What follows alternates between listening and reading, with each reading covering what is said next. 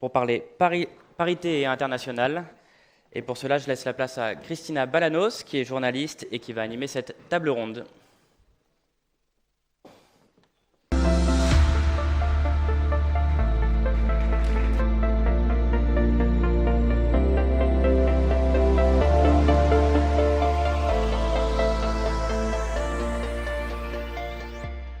Good morning, everyone. Good morning. Welcome to this great, very exciting roundtable. We will talk about gender parity and international, as everyone just said.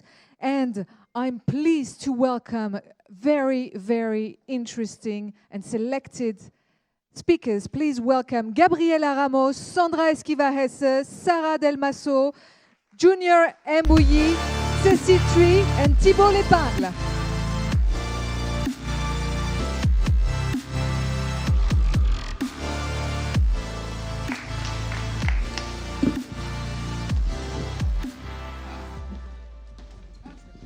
Great.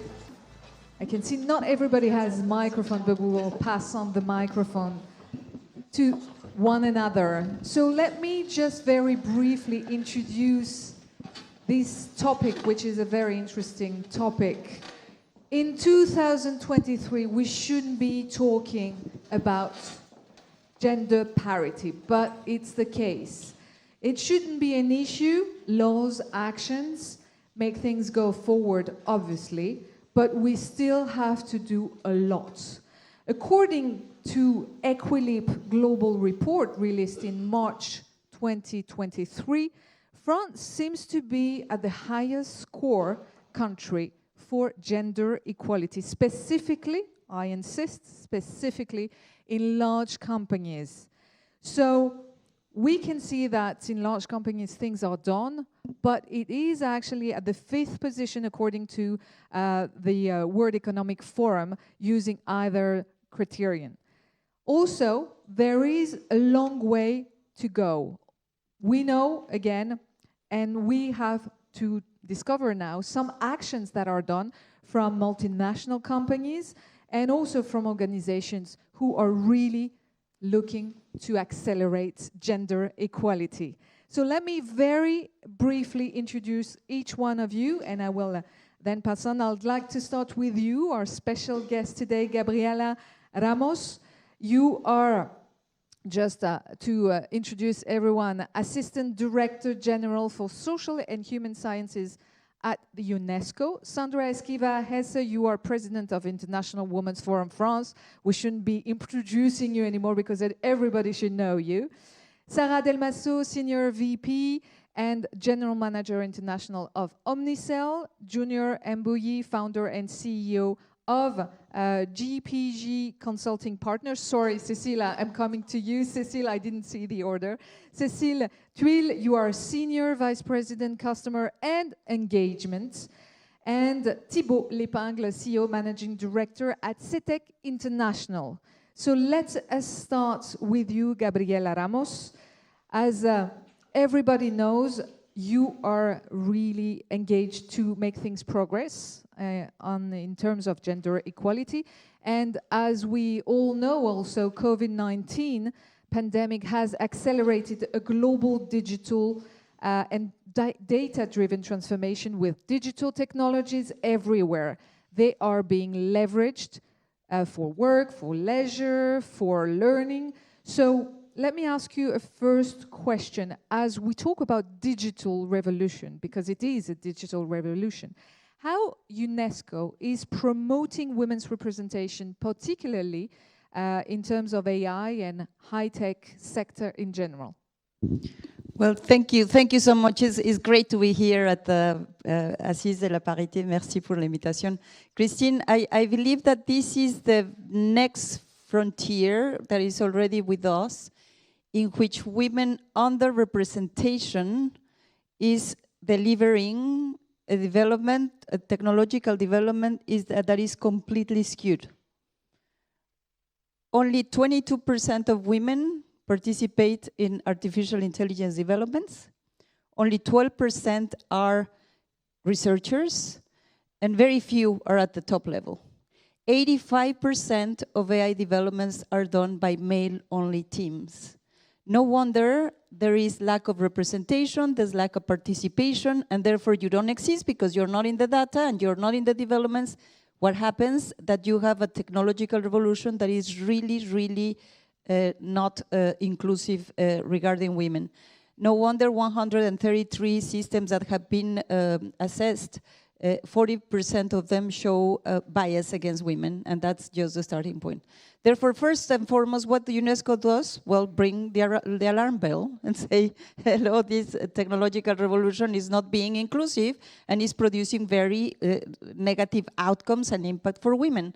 Second, try to look how do you get the measures on to ensure that women are represented first in the development of the teams that develop these issues, in the top ranking in the tech industry, and also to ensure that the environment, the ecosystem, the business model is changed. How do you change it with legislation? And that's why we are very proud to share with you that in 2021, the organization adopted the first global standard for ethics of artificial intelligence for everything, because it's not only about women, it's about really half of the world not being connected. But we included a chapter on gender that is super straightforward. And you can see there how much you go for affirmative action, how much you ensure that girls are not pushed out from ITC disciplines, because there is always this segmentation in schools, in the mindsets. You know it, the women that participate in this is very male-oriented, and then women just step back. And therefore, there is something to do at the universities and schools. There is something to do in the businesses. There is something to do by the governments. But everything has to be legislated. If you don't legislate, if you don't make it mandatory, if you don't advance these things inside the companies as we're doing it in France, that is mandatory with transparency, it will not work. Now we are implementing it in 40 countries. We developed a readiness assessment to measure where countries are, and we created the Women for Ethical AI, not only to talk about women, but to talk about fair, inclusive business environments. And this will lead more women. And then we're producing the evidence of how much profitable, how much sustainable are these industries when they are inclusive in terms of women representation. Well, you're just making a perfect transition to Sandra. And as we all know, International Women's Forum, you are very much involved into shifting the lines towards more parity. So thanks to initiatives, including this event today. You also, Sandra, you have produced an executive summary of several studies on the link between gender equality and companies' performance. So what are the major takeaways that you could share today with us? Christina. Stepping back 1 second, you know, IWF is going to celebrate its 50th birthday soon.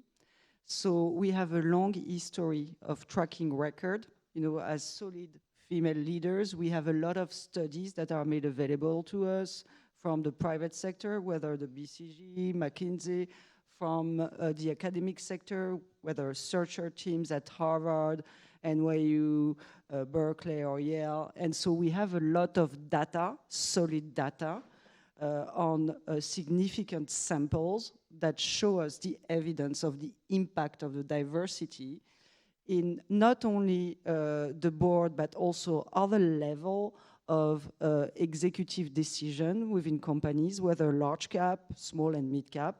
And you were right to point out that championing diversity in France is mostly in large cap. Why? Because we have a law that do apply to large cap mostly, but the most of the French economy is not only large cap, it's small and mid cap, and this is much more challenging to achieve this kind of result in small and mid cap. So going back to the impact of diversity and inclusion, and we should not forget inclusion. It's not diversity only, but it's like open-mindedness, freedom to speak, to share ideas, to debate it, to enrich each other. You will see today other roundtable that talk about financial impact, how EBITDA raise, how financial results growth raise more in diverse boards, in organization where you have diverse management, gender, but not only gender is the first door, but especially what is very interesting, especially from a diverse perspective, is the impact of diversity on ESG and innovation. Actually, there has been significant studies, including one by McKinsey, showing that there are more patents and innovation in companies that are led diversely. In particular, it was interesting to see how in the healthcare life science sector, where in some of the big pharma there is more diverse management than the tech sector, how much it had an impact on their patent and significant innovation. The impact on ESG showed by a number of studies demonstrate that there is more focus gear towards sustainability and sustainable growth in respect of the environment.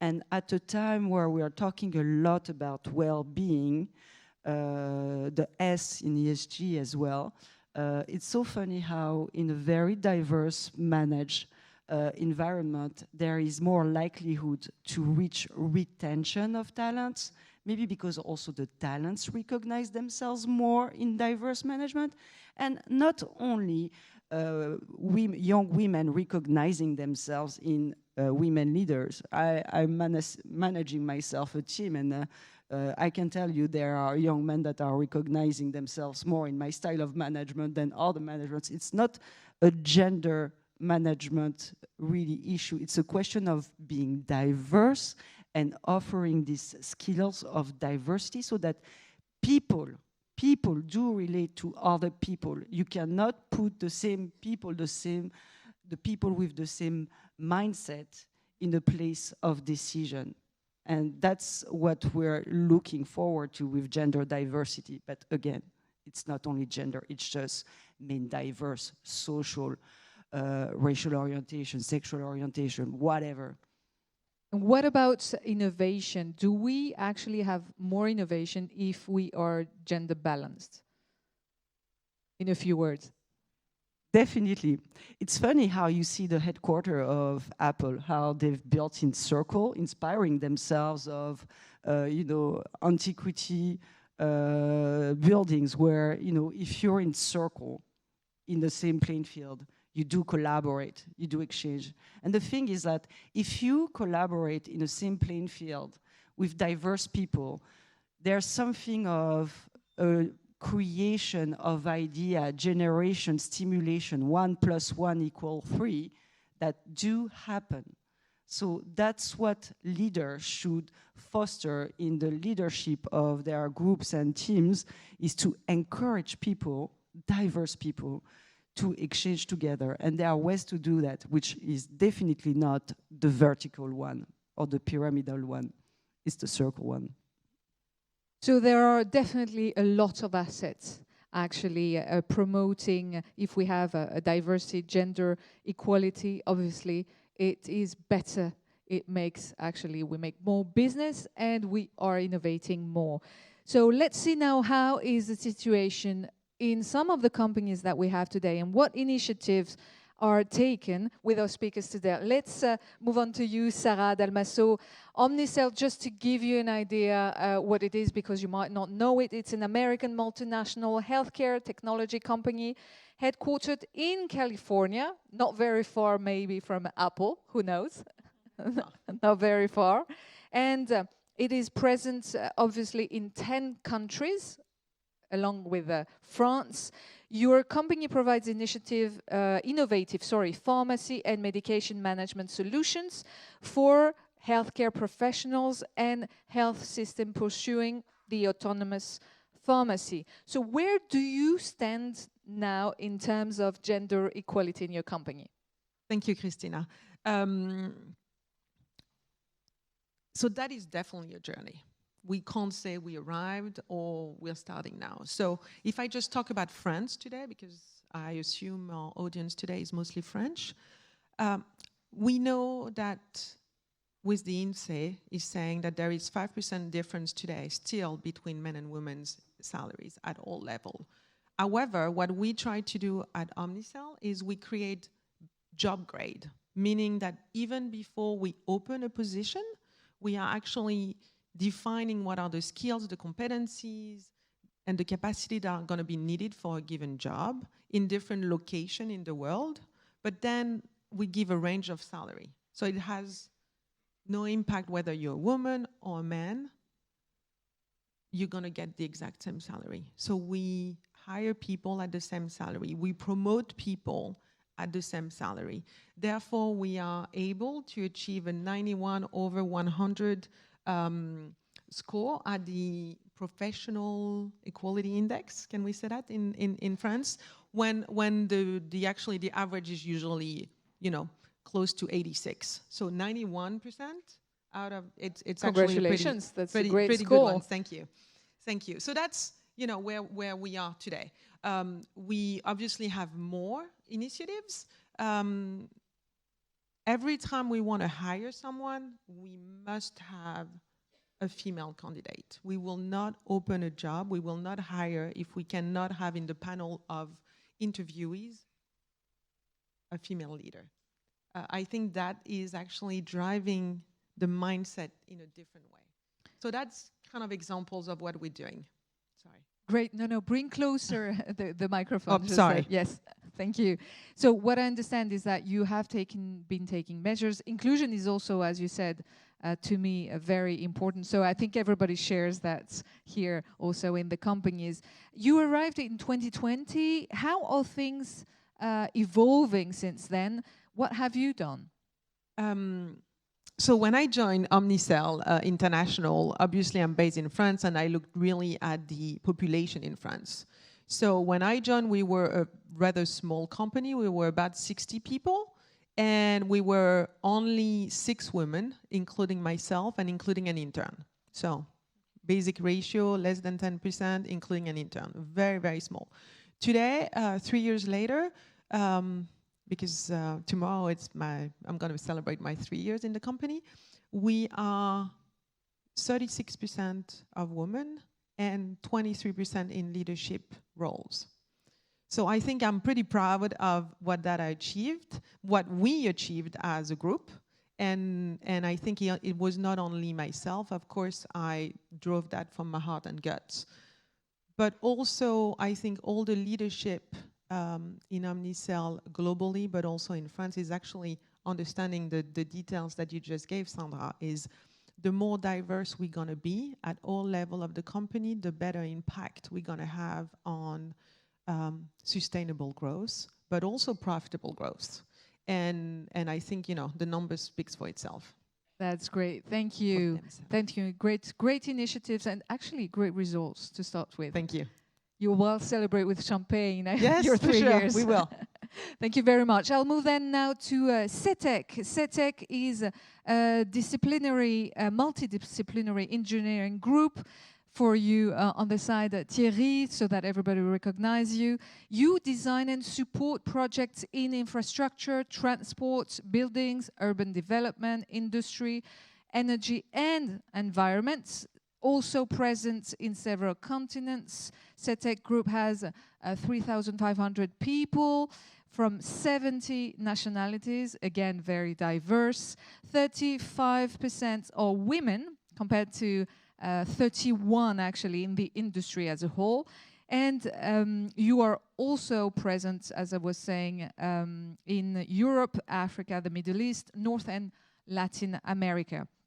So, Thibaut, you are leading the international subsidiary with 500 employees, holding 25 nationalities.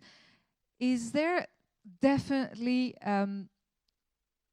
let's say, initiatives? Where do you stand? Let's start with where do you stand right now in your company?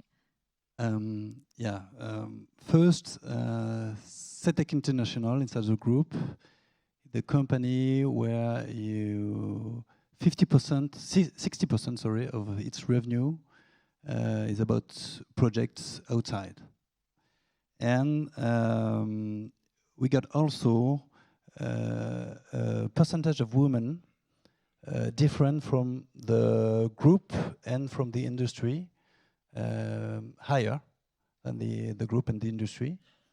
So we got 40% of women. We got 45% of women among our expatriates, and our subsidiary in Northern Africa got 52% of women. So this is where we are in my company. That's great. Yeah. And but so a lot of diversity, but we are making progress, but still there's a lot of things to do inside Setec. Yes. And one of the key area where we got a lot of improvement to do is the percentage of women at the executive level, about 15%.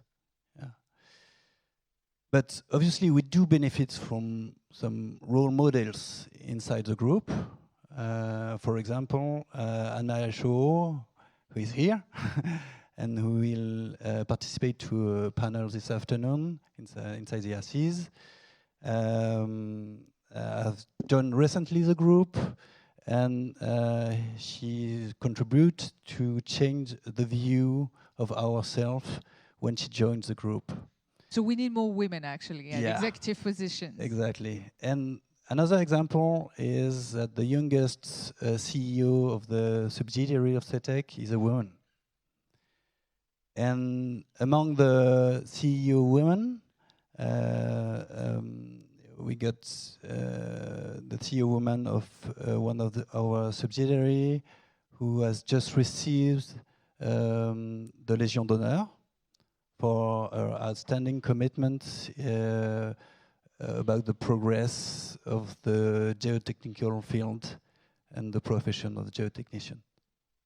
Great, so role models will be helping to shift the lines. Yes, but still we do not take this for granted, you know, and we want a lot more inside the group, and particularly we want to make it further, the gender parity culture inside the group.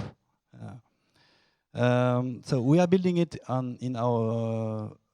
with our values, which are excellence, human first, free to dare, and commitment, being honest and responsible.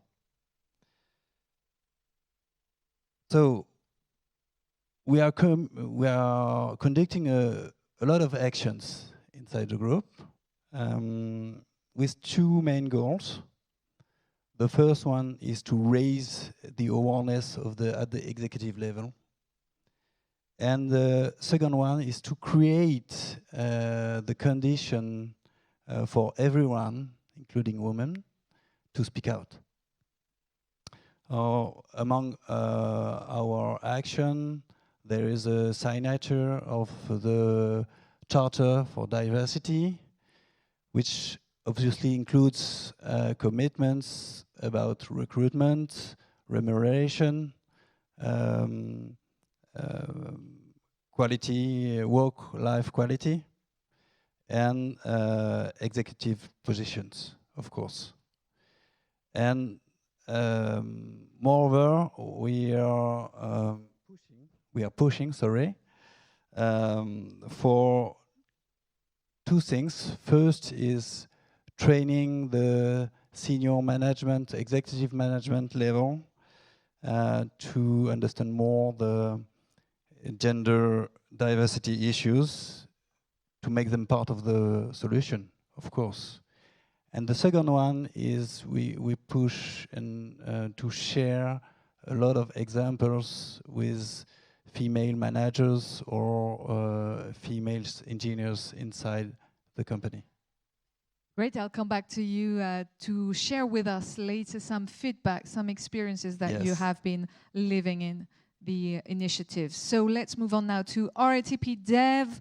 You probably, you surely know about RATP because we all use public transportation at least once in our life.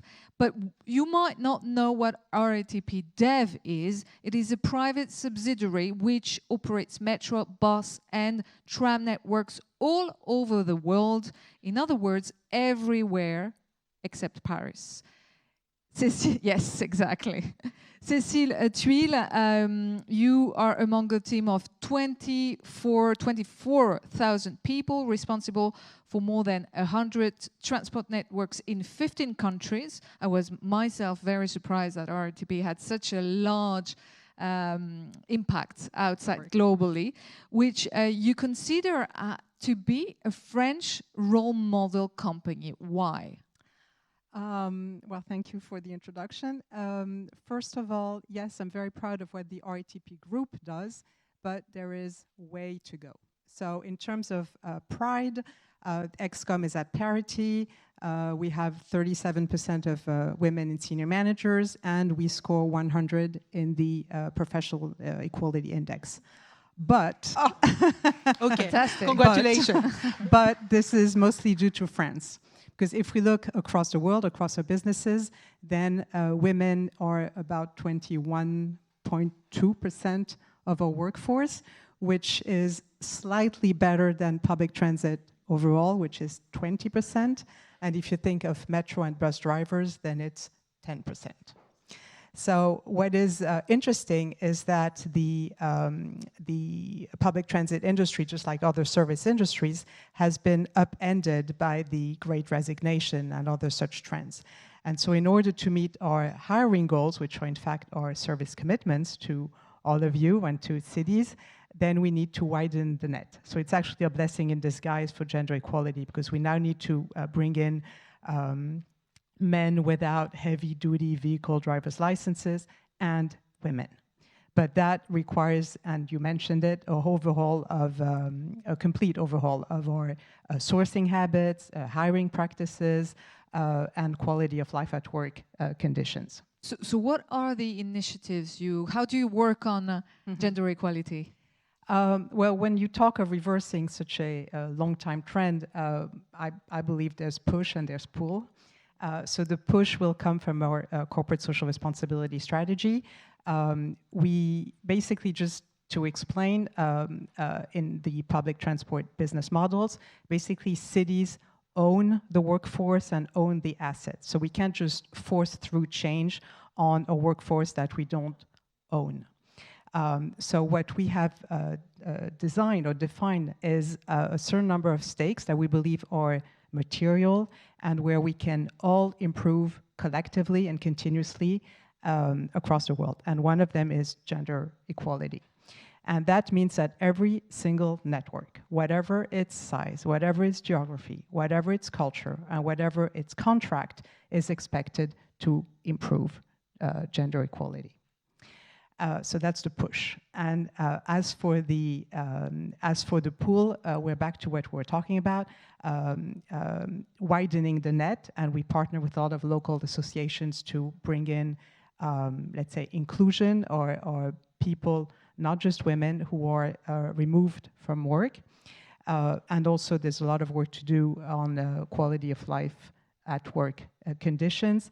And I'm talking break rooms, restrooms, flexible shifts, the possibility or not to avoid night shifts, separate prayer rooms, exoskeletons to do maintenance, and all these things. Great, so you take care of the people too, that's what I understand. Mostly. That's great. A great job. So I'll move on now to you, Junior Mbuyi. As I said earlier, you're from GP Consulting Partners, which is a consulting company specializing in banking professions, finance, insurance, energy, and telecom, with 180 employees in 12 countries, which is quite a lot also. You are typically, you said to me, working in a field where there are more men, because there are engineers, quantitative analysts, risk managers. I don't know why risk is only more male-orientated, by the way, because we take care more of the risk than men do in general. But what is the situation today? How do you ensure you act for gender equality on your side? Thank you for calling. We can say that in our company, it was very difficult at the beginning, if we had a look 20 years ago, to hire women in this kind of sector.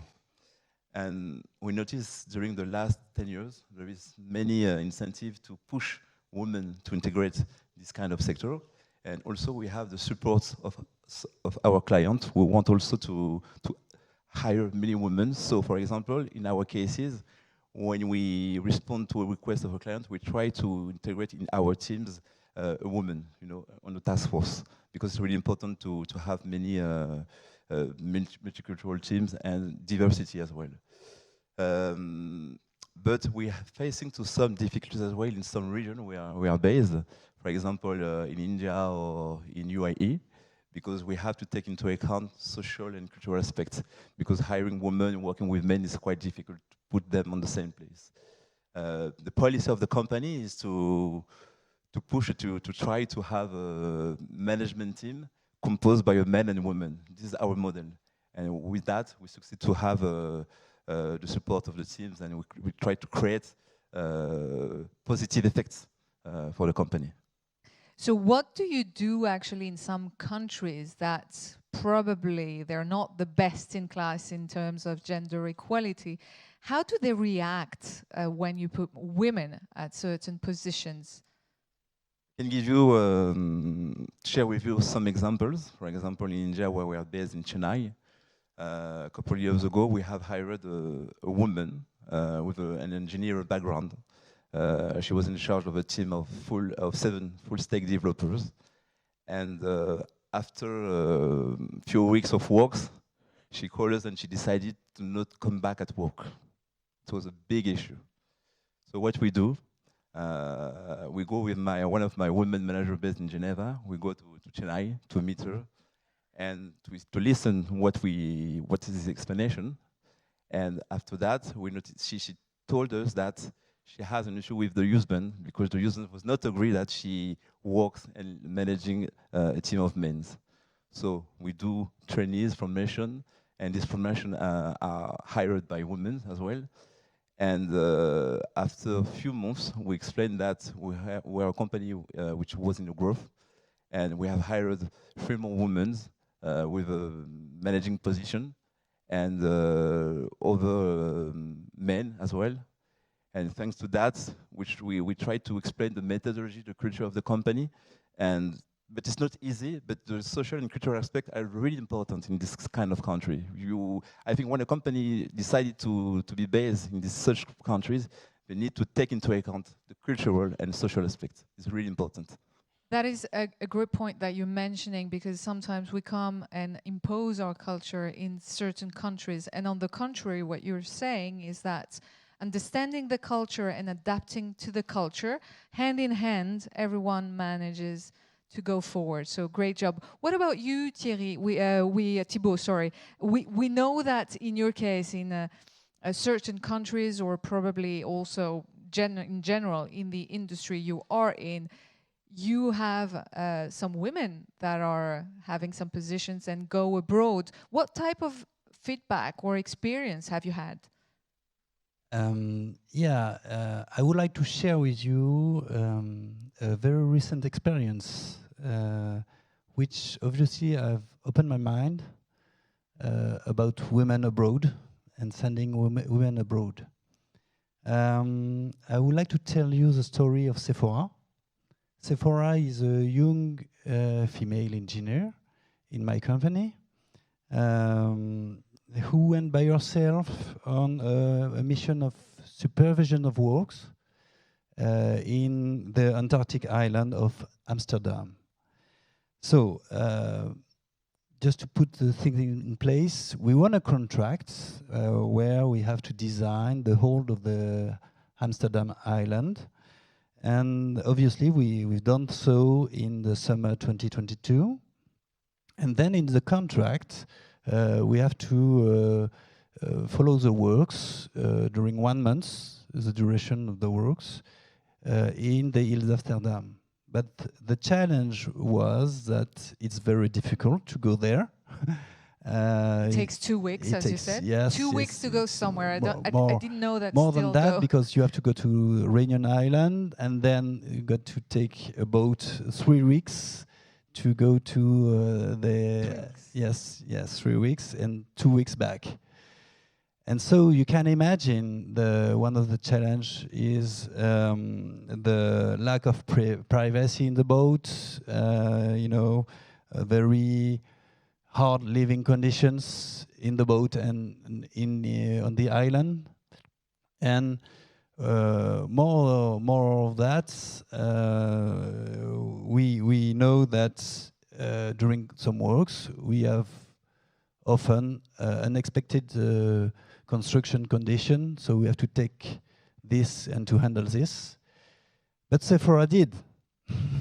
Sephora did, and so she had to resolve on her own. So Sephora volunteered for this adventure, and at least it was a very beautiful adventure for her, and we share it with all the company in a special moment. And what I would like to say here, it's why this is relevant to the topic of today.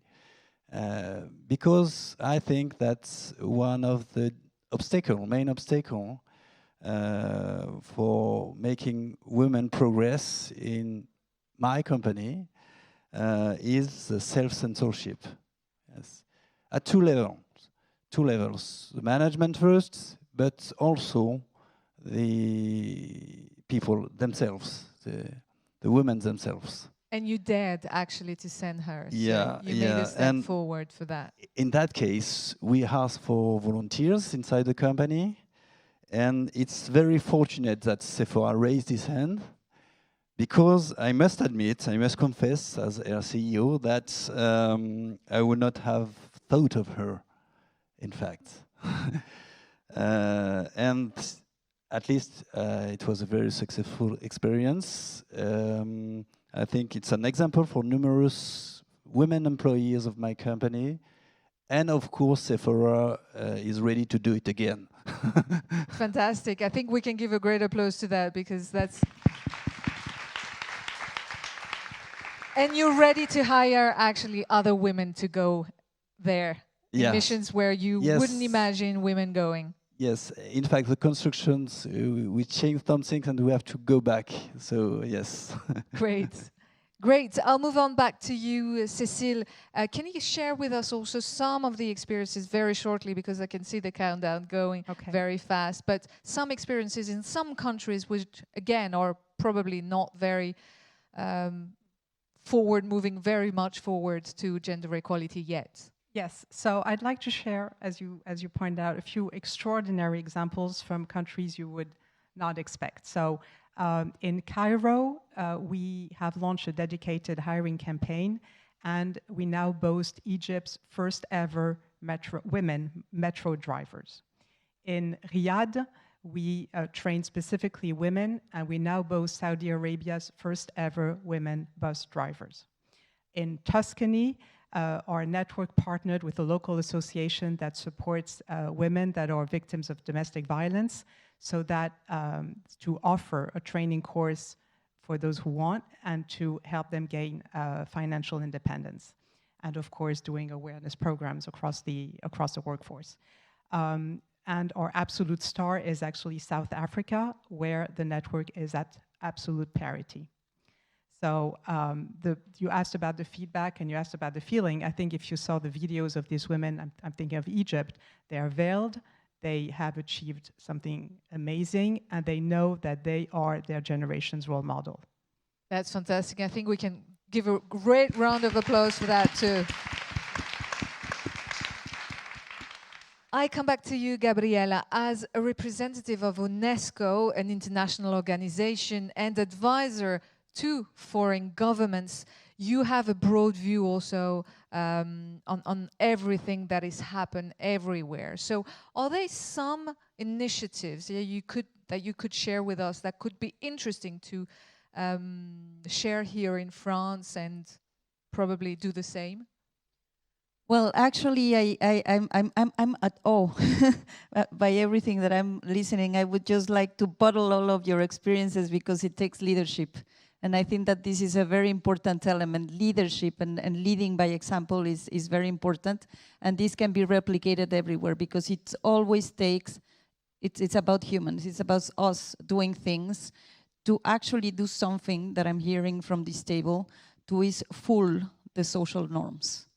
Get women more self-censorship, not some self-esteem. Get more women when you recruit. Get them up front. Trying to get this inspiration, and I think this is very important. So when you think about what is leading around, you need to legislate equality. Why do we have 10% wage difference for equal jobs? That should be illegal. Why it's only the Nordics that are legislating equal paid for equal jobs? I think this is a state-led action that it needs to be super important. Something that we have not talked about is dual parental leave on a take it or leave it basis. Why? Because if women have to spend 4, 5, 6 hours, like in my country, Mexico, 6 hours per day to take care of the family of children, then you don't go to do any of these issues that you want them to do because it's too much.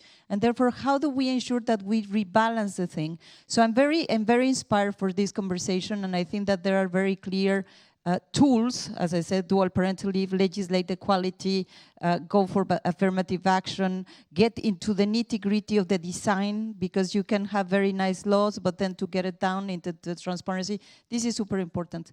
I am more worried about the lack of follow-up with our social norms everywhere. I'm very worried about the fact that women cannot work in Afghanistan, that girls cannot go to school in Afghanistan, that we still have so many countries around the world where equality and human rights for women are not legislation. So I would just leave you with this issue of how much, along with all these actions, we need to deal with mentalities. I was at awe because recently the OECD launched a report that I started 10 years ago when I was there on gender equality. 35% of people in the most advanced economies think that families suffer when women work full-time. 35% of people. 25% think that women should not earn more than men. It's not appropriate. This is the most advanced economies. What to say about those countries? And I'm very proud to tell you that in Tunisia, with an amazing minister of gender, we eliminate the law that forces women to marry their rapers to save their honor. That exists in the world. So therefore, I feel it's very important that we go and look at mentalities. And at UNESCO, we have a wonderful program, and I have to say that this is my contribution to this debate, Changing Men. And let me tell you why. Because it's not about fixing women. It's not about giving the daring, the risk taking, the go for it. Yes, let's do that. The role modeling. It's about men helping us, please, to change the societal norms that produce men that are so competitive and so pushy and that produce women that are less and that are meant to be somewhere else. So I feel that changing mentalities is the top notch because we are going to spend hours and hours trying to fix something that is not fixing the minds. I'll jump on to you, Sara. Yes, exactly. I think it's really a chance to have you here because I don't know if everybody knows about how many things you're doing at UNESCO. So thank you again for being here. I'll just move on to you, Sara, because that's the perfect transition. You talked to me about the fact that men are also have an important role to shift the lines. Tell us about that. Yes, thank you, Gabriela, for what you just said. I think the mentality is, I really love that tagline. So thank you so much. To echo on that, exactly what I told you, Christina, I think men have a great play in the future of women. I mean, it's obvious that, you know, we are all here and we all fancy to see other young leaders, young female leaders coming up. But when men actually get into the game, actually it has much more impact than any that us women leader could actually have. I have to say that myself, I've benefited a lot from men mentoring, and I had men managers that actually made it an important goal to them to actually develop and coach female leaders And I think maybe there was a little bit something in a win-win for them too, because they actually saw that if they could develop women, they would attract more talent. They would create more diverse teams, and therefore they will have more success, exactly to your previous point, Sandra. My current CEO today is actually also applying this. So we just have a new managing team, and 50% are women. So I think in a global company, having 50% women in the managing staff is actually also quite impressive. So again, I think I'm glad to see that there is quite some men in the room today.